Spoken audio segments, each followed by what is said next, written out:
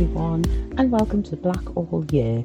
This week we have the fantastic Nige Thompson with us. Nige started cooking for family and friends, but he actually took part in Come Dine With Me in 2014 and won, and he's been cooking ever since. He is now a TikTok star. You can find him by searching at Tea with the Thompsons, and he really enjoys putting his own spin on a huge array of foods, including curries, American delights, British classics, and West Indian Caribbean dishes. He formats the videos in a really easy educational way to say that you don't need to be a chef in order to make amazing tasting food.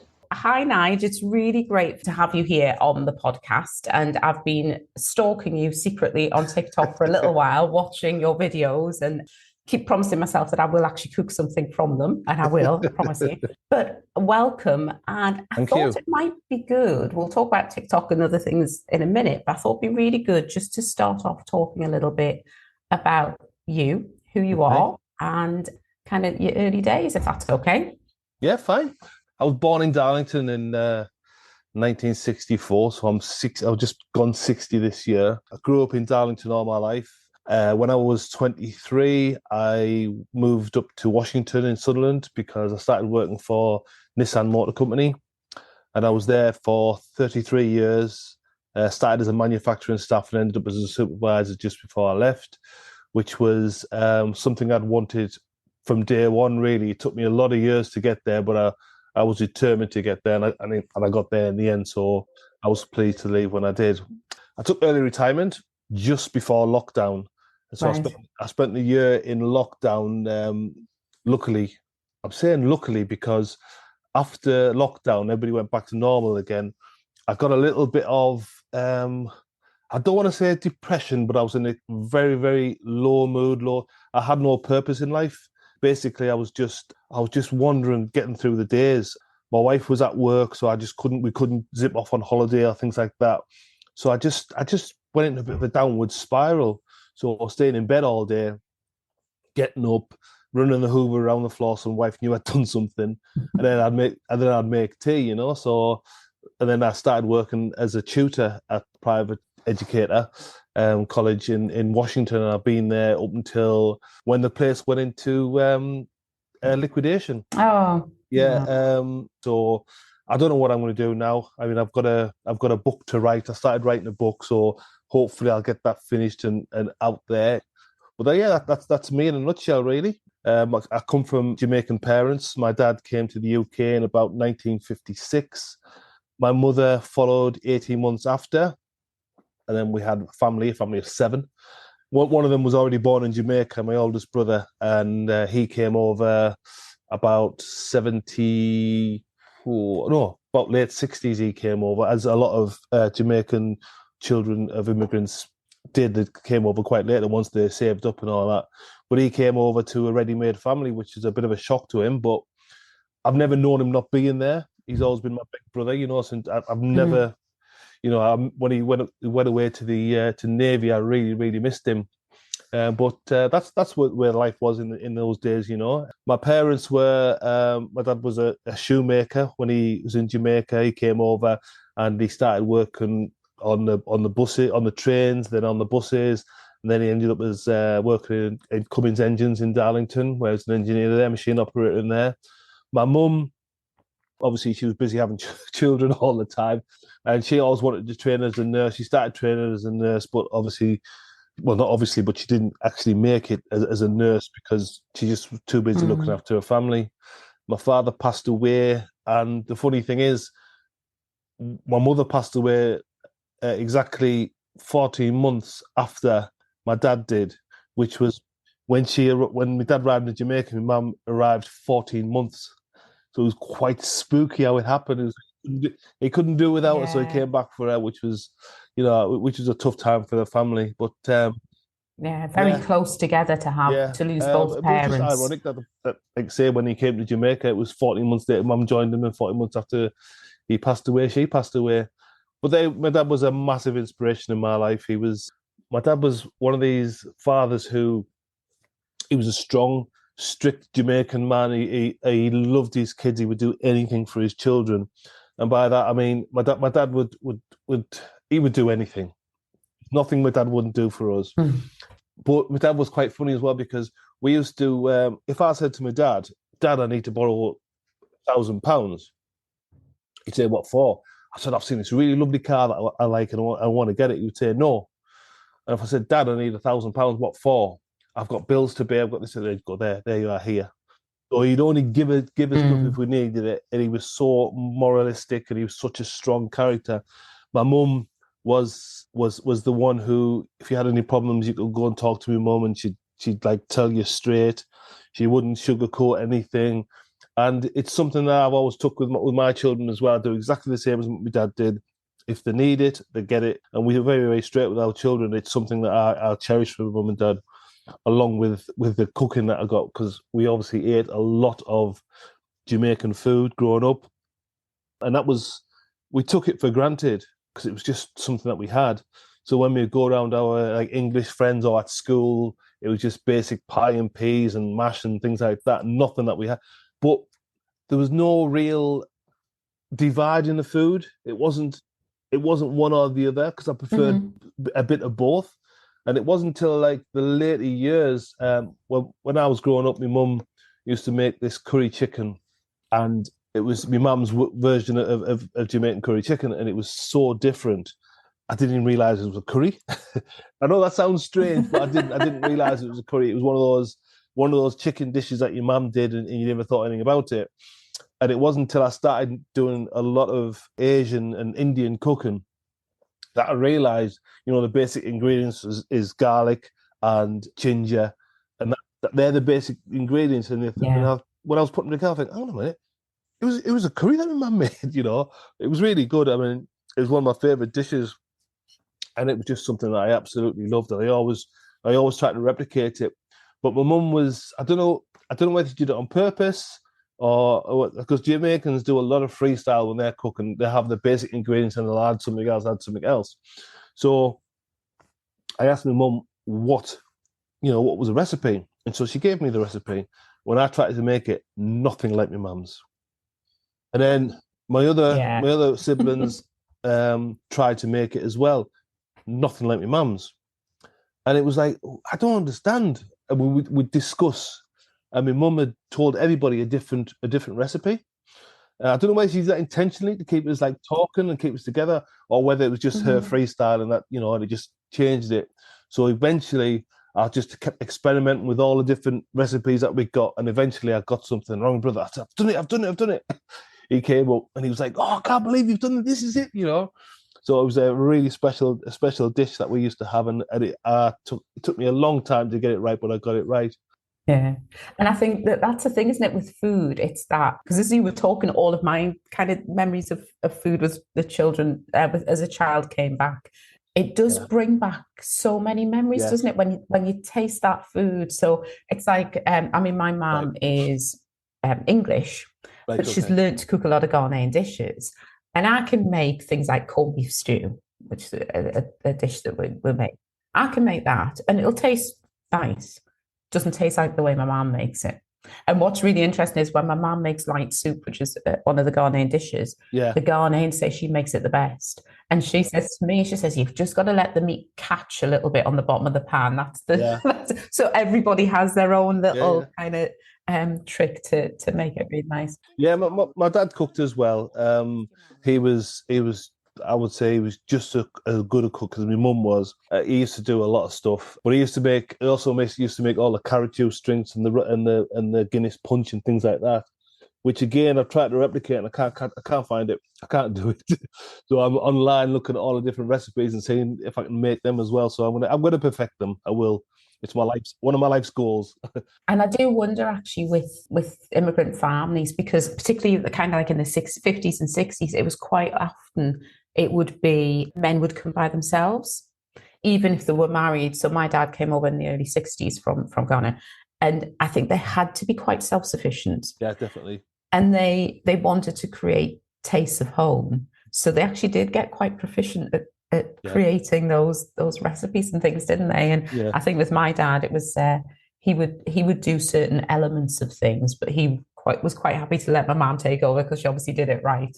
So you have you cooked kind of throughout all that time you were at Nissan and things? Has it always been something you've had a bit of a passion for? I mean, to be fair, I've always liked to cook. I've always because what I like to do is I experiment. So I will go somewhere and I'll have something to eat and I'll really enjoy it. But it wasn't quite to my taste. And most people don't follow a recipe. They follow the basic Mhm. recipe and think, well, I like that ingredient better, so I'm going to put a bit more of that in. And Yeah. people don't realize. I mean, there's all the classics out there, and I just started like playing around with those and doing things like that when I, and then I got into one of my friends at work got me into Indian cooking, and so I started following a few Indian British Indian restaurant cooks, Misty Ricardo, Al's Kitchen, and Dan Toombs or the curry guy, and it was like I was doing their recipes and I was loving it. But sometimes the recipes take so long to make because you've got to make like a base gravy for an Indian food. It's like the basic of all Indian dishes that have the base gravy, and that takes so long to make. When I used to make them, they were absolutely fantastic, and I started taking shortcuts rather than making a batch of base gravy. I would use carrot and coriander soup, which is absolute fantastic substitute, or I would just use passata and extra onions to bring the acidity up and things like Mhm. that. So I was always one to take shortcuts. And then as I started getting in making curries, I started making it for some of the people at work. I started making it for them. And it's funny actually as you're talking, you were obviously an engineer before. I was a supervisor within Nissan. Yeah, Yeah. because I can hear that kind of technical thing as you're saying, oh well, you can swap this out for that, and that brings up the acidity. That's coming through even in your cooking. And I think people don't understand or appreciate just how technical and chemical based Yeah. cooking is. It's very much based on that. So yeah, you were cooking for your mates at work. Yeah. Yeah. It was one of those things because one of them saw me on Come Down with me, and I'd made my mum's curry on there. One of them kept saying, "When are you going to bring it in? When are you going to bring it in?" I was like, "Oh, I'll do it one day. I'll do it one day." And then one day I'd made a big batch of it, and I thought, "Oh, I'll take some in for her." So I took just like a little takeaway box of the curry and the rice, and I Mhm. took it in, and I went, "Oh, there you go, Ange. There you go." And as soon as she opened it, all the girls in HR came, "Oh, what you got there? What you got there? Let me have a taste." So it became that, "Oh, will you make me some? Will you make me some?" So I just started like taking them in every month, 2 months or so. I'd take them all a little curry in and all that. When I was experimenting with the Indian ones and all that, I would Mhm. take all them in, and I just got into the habit of doing it. And when I retired, I felt really. I felt really bad because they weren't going to get any more any more meals, or I was feeding them on a regular basis by this time, and I felt a little bit bad about it. So I said to my daughter, "I want to make a video so I can explain to the girls how I make these dishes." Mhm. And that's why I got into TikTok, because she says, "Why don't you make a TikTok?" I said, "What's a TikTok?" And then she got the app up and made it, and that was it. I just took off from there. And I'm going to come on to TikTok Yeah, in a second, but you just slipped in there. Come dine with me. yeah. Tell me about Come Dine with Me. How on earth did you end up on Come Dine with Me? It was another thing where I was enjoying my cooking. I was doing a lot for friends, dinner parties and things like that, and I really enjoyed it. And then I saw an advert online somewhere about come down with me, so I applied. Then I got this phone call saying, "Oh, we've got your application and all that. Have you got time to do like a little chat about it?" "Oh, yeah, yeah." So they were on the phone, but unbeknownst to me, it was like a conference call. So they started asking me questions and all that, and I was like talking away, and my daughters were coming up and shouting things in the room, and the people from Come Down with Me absolutely loved it. Loved the way it was sounded and everything like that. So they came up and they did a video of me in the house, just Mhm. like around another video interview. So I did that with them, and then they went off. And then I got this phone call from one of the girls that had come up to do the filming, and she goes, "Oh, I'm not supposed to tell you this, but you're going to be in on the program. You're gonna be in." I said, "What do you mean?" She said, "Oh, we've just had the review there of all the contestants, and you're definitely going to be in, but don't tell anybody I told you. Act surprised and all this." I'm thinking, "Oh wow." Unbeknownst to me, it's just like a ploy to make you feel a lot better. Anyway, then the director came up. I sat down, had a conversation with him. He asked me what the menu was going to be, so I told him what menu I want. And then next thing I knew, I was getting picked up, driven up Mhm. to a hotel just outside of Durham, where I stayed for about 3 or 4 hours, and then I got driven into Newcastle to one of the contestants' house. They ask you what would be your best dinner party guest or your worst. What worst people would you? I said, well, I wouldn't like somebody that was arrogant. I hate people that absolutely love themselves and look down the nose at others and look people up and down. And I said, I hate people with stupid laughs. So you pull up in a taxi outside the person's house, and all the other contestants are there. Then one by one, they walk into the house, do the film, and then they go upstairs. So first gets out is this girl. She's about 6 foot, long blonde hair. I thought, oh God, there's the girl that loves herself. And then this other girl came out on bushy hair and stilettos wobbling in. And I thought, oh God, there's her with a stupid laugh. So it's got to be the arrogant one inside. So when I was the last person to go in, knocked on the door, and Rob answered the door. And he was like, oh, how are you doing? Oh, he's really, really confident. And I just thought, he's not that bad. We got in the house, and as the week went on, you obviously you change opinions of people. Now, Becky was the girl who I thought I loved herself. When we went in the house originally, she was not as warm as the other two were. And I just thought, oh, I'm not sure whether I like you or not, because you're not warm and open like everybody else. But that was the first night. I was just naive at the time, because all the television staff were like trying to push you to say things or push your opinions. So they got me in the room afterwards, interview. So what do you think of the other fellow diners? And I went, oh, well, one of them, Robert, he sounds like a really nice lad. He's very, very driven. Would you not find him arrogant? I went, no, he's not arrogant at all. I think he's just very, very driven. What do you think about Becky? I went, oh, I'm not sure about Becky. Like, I said, I think she might be a little bit of a snake. Why do you think that? I said, I don't know. She was just not as warm as Rob was, and not as warm as Karina. What do you think of Karina? I said, Karina's just an absolute laugh. She's lovely, dead warm, very bubbly, down-to-earth person and all this. So the next day, it was Becky's night. And so the first interview was, so what did you end up thinking about Becky then? And they were really like trying to manipulate me into dissing her. And I said, well, some of the things she said, I just thought because she was ashamed of where she grew up from and all this. And they just asked questions, and they were like diving deeper into it. And that's the only person they focused on. So the next night, as I say, was Becky's night. And she did a around the world theme. So she was dressed up as an air stewardess, or flight attendant, should I say now. And her food was lovely. But anyway, then the next night was Karina's night, and Becky had changed 100%. She was relaxed. She was talking. She was funny. She was everything, one of the perfect guests. And I did realize that obviously a lot of that was down to her nerves. Her night next, and she was worried about things. But I didn't even think about that, because I would say I'm a fairly confident person, and everybody else came across that way. But Becky was extremely nervous about it, which I didn't even consider, and I was a bit upset with myself because I judged her that way. So gets to my night, and I just filled them up with Ray and nephews. So I had a really good night. We had a fantastic night, and during that, they say to you, "What do you think of your fellow guests?" We always ask that question, but I get really emotional when I'm talking about something I feel strongly about. So I started telling her how much I judged her wrong, and how much I really, really liked her, but she came across wrong in the beginning, and I apologized for judging her. And when I looked at her, I was emotional anyway, and then I looked at her, and she was absolutely crying her eyes out. And I just thought, I can't take this. I'm going to have to stop. So I just got up and walked out. And I thought, I've got to keep myself straight. I'm not going to bubble on television. So I washed my face, went back in, and I sat back down again. And I was still wiping water off my face as I went in. Everybody has a go at me because they said I was crying. I did not cry. I got emotional.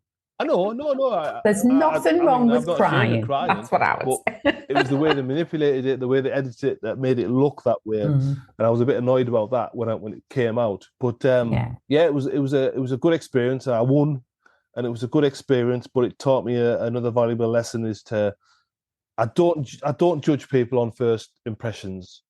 I never have. But when you when you say you don't want a specific type of guest, my mind was made up. This was that person, and the way she acted, but I've learned a lesson now where, Hmm. you give people enough time to know them before making an informed decision on that person. So it did teach me a lot. It taught me a lot about television as well. So let's move on to TikTok. So your daughter, Yeah, you've got two daughters, haven't you? yeah, Jasmine and Georgia. And was it Jasmine that suggested that you Yeah, Jasmine do a said, TikTok? just do a TikTok, Dad. I was, what's a TikTok? So she showed me. So I went, all right, okay then. So she said, right, I'll film it. So we just filmed it with music in the background. Hmm. Well, we did that, and I did a chicken. I think it was a chicken jalfrezi, and I was just like demonstrating how I did it. Anyway, so I put on Facebook to the girls in the office, and I said, right, I've done a demonstration of showing you how to make the dish, and I put it on. With everybody else cottoned onto it Hmm. on Facebook, all my friends, and they were all loving this video. So obviously it went up on TikTok as well. So then I did another one. I just became obsessed. It was lockdown as well. And Yeah. I just became obsessed with making every day. I was making 2 or 3 meals and uploading the videos and that. And my daughters were both involved with it. Jasmine was first, and she was like filming and editing, and she was just doing a lot. No, Dad, stop there, do this, do this. She was a proper director, She was really, really Hmm. good at it. And then were pushing me to do more and more. So I just started doing more and more and more. And next thing I know, I had 500 followers on TikTok, and I was like, wow, that was good. A couple of days later, I had 5,000. I was like, what? What's going on here? And I started becoming obsessed with the numbers. And before I knew it, I had like 10,000 followers on TikTok. And I just thought, oh, this is absolutely crazy. Loads of people coming on, commenting how good the videos was, how good the food was, and asking for the recipes and things like this. And I just started enjoying it. I started enjoying the interaction with other people. Hmm. I mean, you get good comments, you get bad comments, you get people that you've got to block, that sort of stuff. And it just grew and grew and grew. And when I got to, I think it was about 50,000, it just like plateaued and still at 50,000. I had an agency get in touch with me and Hmm. asked me if I'd be interested in filming something for Tesco supermarkets. And I was like, oh, yeah, of course. And, they paid me quite well. Hmm. It took me a day to do it. So they paid me, travel down to London, film this it's on their YouTube with crispy pork crackling joint. And then about 3 or 4 weeks later, they rang me up again and they said, would I do another video for Black History Month? Hmm. So I thought, because Tesco were promoting that as well in the Hmm. shops, and I thought, oh, that's absolutely fantastic. So we did that video. But one of the things I did find with that one was took a long time because the agency who got in touch with me, she said, I'll send you the video as soon as it's done before it goes live. Spoke to a few times, and in the end, I found out that there was a lot of racism because we've done a Black History Month, Yeah. and a lot of people didn't like it. So Tesco were in two minds whether to put it out or not, and Hmm. there were a lot of and ahhing. Eventually, they did put it out, and it was a really really good video. So, Hmm. and then TikTok it was stale for about a year. I went from 55,000, it dropped down to 47,000. And I was like, what's going on? I was putting two or three videos out a week, and the viewers got less and less and less because TikTok's got this really funny algorithm that everybody talks about. And you've got to pick on certain trends. And I was trying all sorts to grow my platform. So I went on to Instagram. I started a Facebook group as well, just doing exactly the same as what I was doing on TikTok, but just getting more and more people involved in it. And it just stayed stale for quite a long time. I would say about a year. And then somebody asked me to do brown stew chicken, a Jamaican dish. And I thought, oh, right, okay then. So I had a look at all videos, how it was made and all that, and I made it. And overnight, I went from 50,000, 47,000 up to 68,000. I was like, what's going on here? So I did another Jamaican dish. It went up again. So I did another made Jamaican dish, and the views were just absolutely crazy.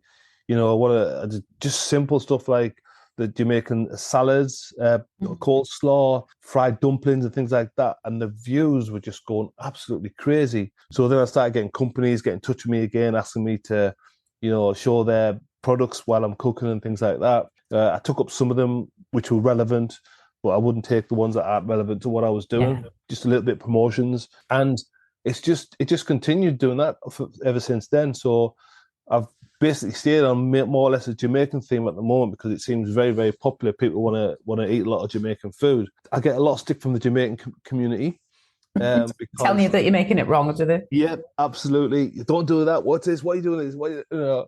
And it's great. The banter is absolutely fantastic. So I really enjoy it. So sometimes the brown stew chicken one, when I was making it, you're supposed to put gravy browning in. Mm-hmm. And what I'd done was I didn't realize how powerful the browning was. So I put a little drop in. I thought, well, that's not going to be enough. So I put a lot more in. And then when I mixed it up, it was almost black. Like looked like tar. Anyway, like I say, it's still got like 100, like about 700,000 people viewed it. But the comments were, oh, that's black stew chicken, not brown stew chicken. You haven't made it with this. You haven't done it with that. You haven't done that. So I remade it with like the proper authentic one, and that was well received. But so cooking Jamaican foods, it's been a revelation to how much people love Jamaican food. Because I didn't realize, because like I say, I grew up with it, and I just took it for granted all the time. So Yeah. it's strange what people's tastes are. And I think so I would say that kind of all Caribbean food and a lot of what we're starting to see now is things like a lot of the African dishes, so Ethiopian food and West African food and things like that is starting to come through now, which I think is great because I don't know what people think that we eat. Kind of, did you not think that we had our own dishes and things? Yeah. And I think there's a couple of things I really enjoy about your videos. I love your style because I think you're really relaxed, really warm. I feel like you're chatting to me. You're not necessarily performing a great deal. And you've got, like I say, I'm happy to just sit and watch the videos and go, I'll make that one day. The food looks really nice, but there's also things that I've always thought, oh, how do you make that? Yeah. So it's lovely that I'm getting to see how things are made as well, and I can save them and go, right, when I make that's there. So I think that the videos themselves are just you just do a really good job at it. Thank you. It's not complicated. It's not things flashing all over the place. There's stuff like that I think, well done. I really like the way, the style that you've created in your TikToks. And it's also nice being a little bit younger than you, but not a great deal, to see somebody who's a little bit older on TikTok, because it can be very young people on there. Yeah. I was going to say, do you have a cookbook at the moment? No, I had a company got in touch with me early on called Feasty, and they made a video cookbook for me. But they went under, so my cookbook was lost. All my recipes that I'd given there were lost. But there's been a lot of people asking lately for me to do cookbook. I started speaking to, I was mentioned earlier on about Misty Ricardo. He joined one of my groups, and he was like commenting, and he said to me, if you ever want to move on to the next step, just give me a shout. And I spoke to him, and he was telling me all about how to be careful when I'm launching a book, be careful of going to different publishers. He said it's worth the punt to do it yourself, but start off small, because he knew somebody that had wrote, who was quite successful online, recipe book, and he rushed it out, and the spellings was all over the place. It was wrong. What he did was he went out and purchased 5,000 cookbooks, thinking he was going to sell them all. I think he's got a 4,999 still left in his garage. But when I looked at what my video cookbook had done, it hadn't done very well at all. I think I sold about 200 copies. When you think I had a following at the time of about 50,000, I would have sold a lot more than that. But no.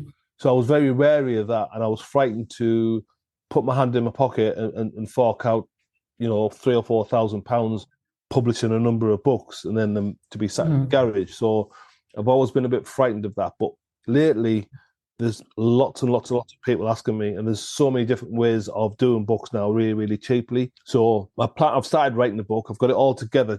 I just need to put the pieces in the right places. But it's something that people are asking me for all the time. It's something I want to do. And now I've got some free time. I might as well get on and get it done. So yeah, I'm going to have one out there. Yeah. And somebody that I know, Sophie Milliken, who runs a company called Moja, would say, your book is not there to make you money, it's to get you known. Right. And I think it's that, that actually having a book, apart from the fact I would quite like to have a cookbook because I'd be more likely to cook from it. Yeah. But actually then it's almost like your business card. Yeah. Yeah. And it's that credibility and things like that, and it'll get you known. But I think in terms of what lies in the future, I think you've got loads of promotional work that you can be doing. Yeah. I think that, it sounds like that's definitely a forte, and certainly from what I've seen, and obviously from your TV experience as well, you've got the knack, and you do come across really, really nicely. Thank you. So it's been really lovely chatting with you, Nige, and find out a bit more about you. It's interesting how many similarities there've been in some of our upbringing Yeah. and life. I promise you, I will find maybe in the next couple of weeks, I will find something. I'll make it and I'll message you. I'll show you a picture of the dish that I've created from one of your recipes. Oh, thank you, Steph. Right, it's been lovely talking to you. Great experience. Thank you very And much for you having me. take care.